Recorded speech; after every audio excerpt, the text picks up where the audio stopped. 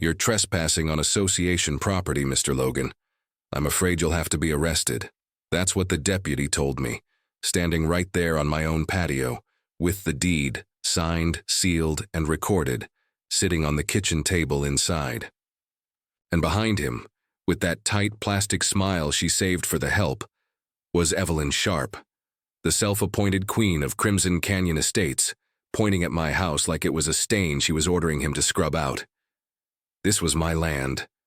I'd spent 30 years welding structural steel in Chicago, breathing in flux and dodging I-beams, all for this one little patch of high desert dirt. I paid cash.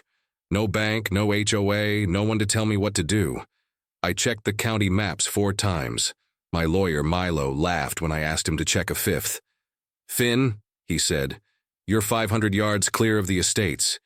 You could paint your house polka dot purple and they couldn't say a word." And man, I loved it.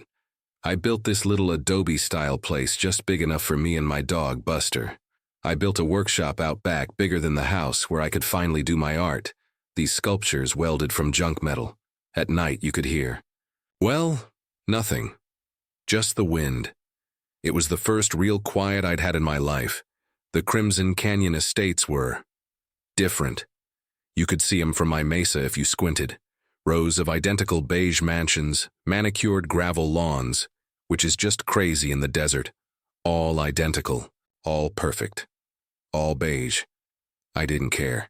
Live and let live, until the day Evelyn Sharp drove her white Range Rover up my private gravel road. She didn't get out, just buzzed the window down. She's one of those women who looks like she's perpetually sucking on a lemon. "Mr. Logan," she says, not a hello. "I am Evelyn Sharp, president of the Crimson Canyon HOA. I see you've built something." I just nodded. "Ma'am, this is unacceptable," she continued, like I'd interrupted her. "The aesthetic guidelines are very clear. Your shack is not compliant. And that rusted junk you have in the yard," she meant my sculptures, "will have to be removed immediately." I felt that old familiar spark, the one I'd come out here to get away from. I walked over, hands in my pockets. "Evelyn, right? I appreciate the visit, but my property line ends," I pointed, "right there. And yours starts way over that ridge. This land has never been part of your association." Her eyes went cold. "Boundaries change, Mr. Logan. We are currently rezoning the buffer area.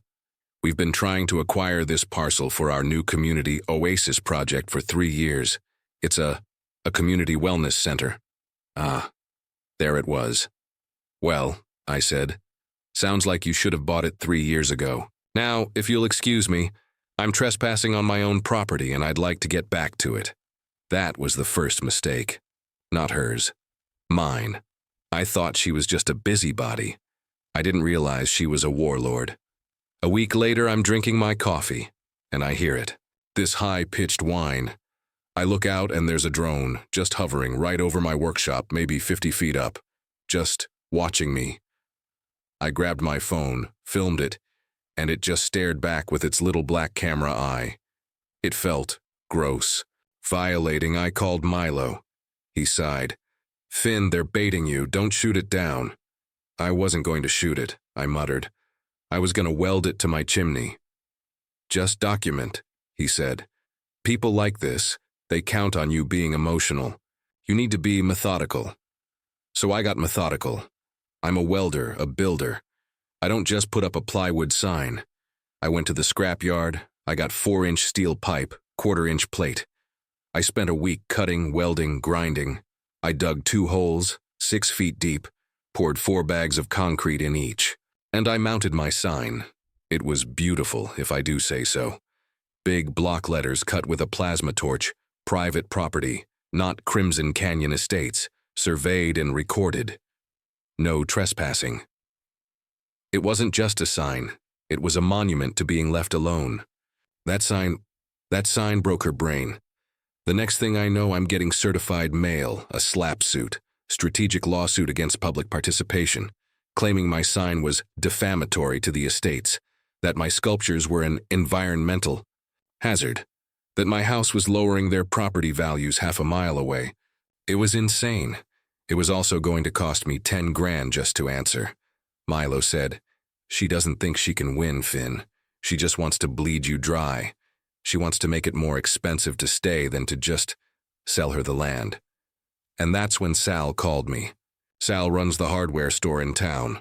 A good guy. He also lives in the estates. Bought in before Evelyn took over.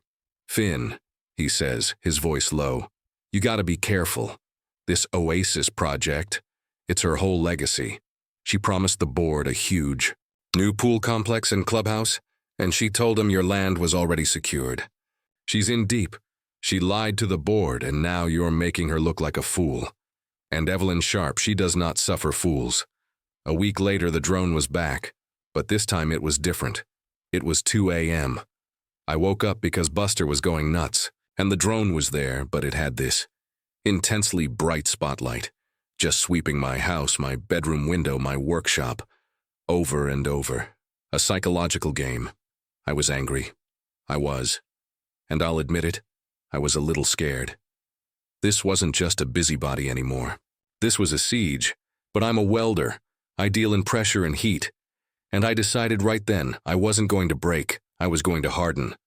I bought 4 more cameras. Not just the little ones. I'm talking 4K night vision motion tracking beasts. I mounted them on steel poles high up.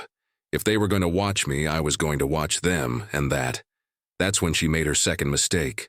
She called the cops. That's when the deputy showed up, the one who told me I was trespassing. He looked young, uncomfortable. Evelyn was standing there, arms crossed. "Officer," she said, her voice dripping with fake concern. "This man has been harassing us. That sign. And he's filming our homes." I just held up my phone.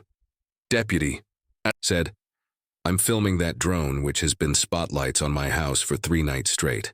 As for the sign, it's stating a fact. Here's the survey. Here's the county plot map." The deputy looked at the papers. He looked at Evelyn. He looked at my house. He looked at her house, way off in the distance. "Ma'am," he said to Evelyn, "this is a civil matter.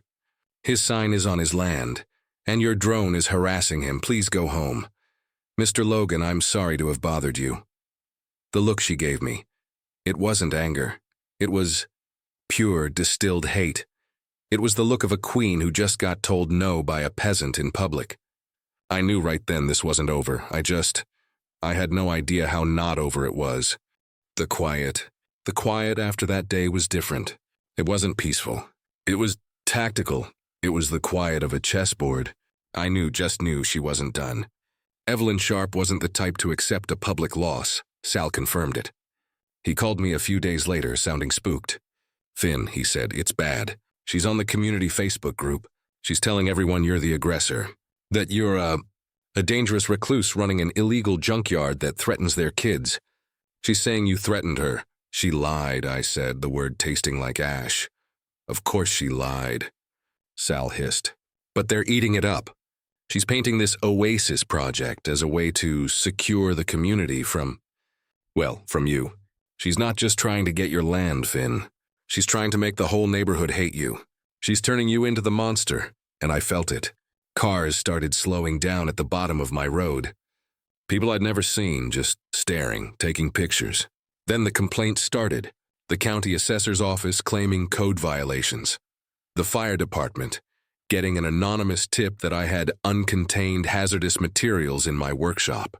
It was death by 1,000 paper cuts. She was using the system as a weapon.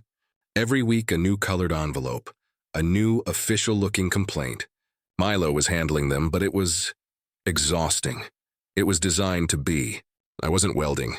I wasn't making art, I was documenting, filing, waiting. And then, the night came. It was 3:17 a.m. I know because the timestamp is burned into my brain. My cameras, they're not just record, they're motion tracking. An alert hit my phone, woke me from a dead sleep. Buster was already at the door, a low growl in his chest. I pulled up the feed. And my heart. It just stopped, a pickup truck, a big new one. No lights. It had rolled right up to my gate, and 3 figures got out, young, drunk, you could just tell. They were laughing, I watched, frozen. They went straight for my sign, the big steel one. One of them looped a chain around it. "Pull it, Landon!" One of them yelled, Landon Sharp, her son. Her idiot, privileged 20-year-old son. I heard the truck's engine roar. The shriek of metal. My God, the shriek. The concrete footings held for a second, then pop. The whole thing, my beautiful sign, ripped right out of the earth. They cheered. My first instinct, the old me, was to grab the 4-foot pipe wrench by the door. But Milo's voice was in my head. Don't be emotional.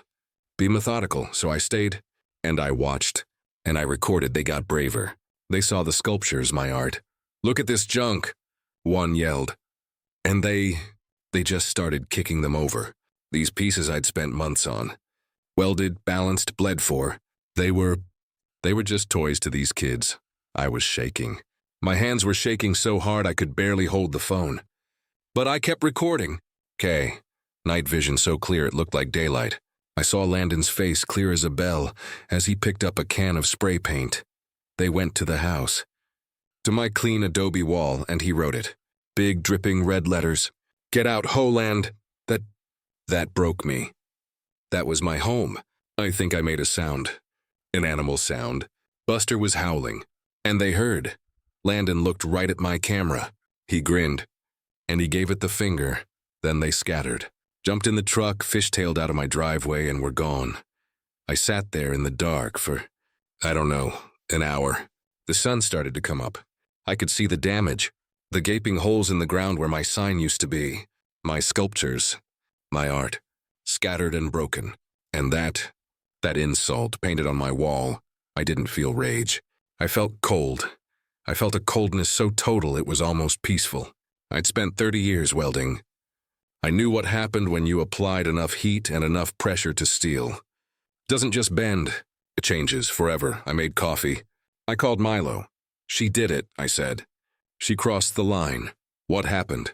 I'll email you the file, I said. Then I'm calling the deputy.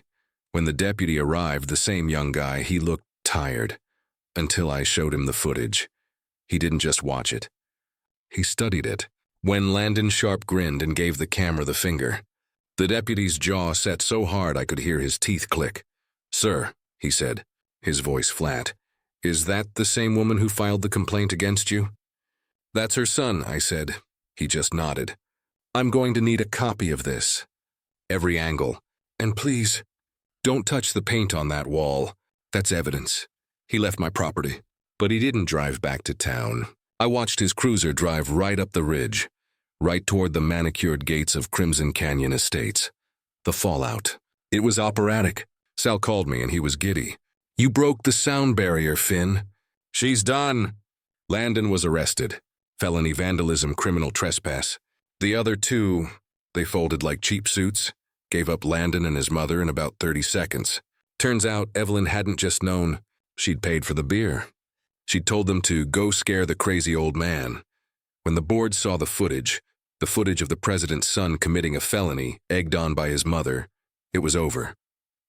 The slap suit was dropped by noon. The Oasis project was canceled by 3 p.m. By 5 p.m., Evelyn Sharp had been unanimously voted out of the HOA.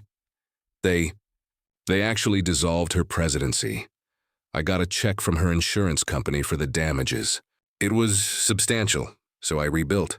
I took the money and I built a wall. A beautiful 10-foot-high reinforced steel gate. The sign I rebuilt, it's thicker. The concrete footings are 10 feet deep. I got my sculptures back up. They're a little scarred, but I kind of like them better that way. And the quiet came back. It's pretty good. Sal and I grab a beer now. The new HOA president. She's a retired librarian who just wants to manage the beige paint. She's great, but here's the thing, and this is the part I'm still working on. I won. I got the justice.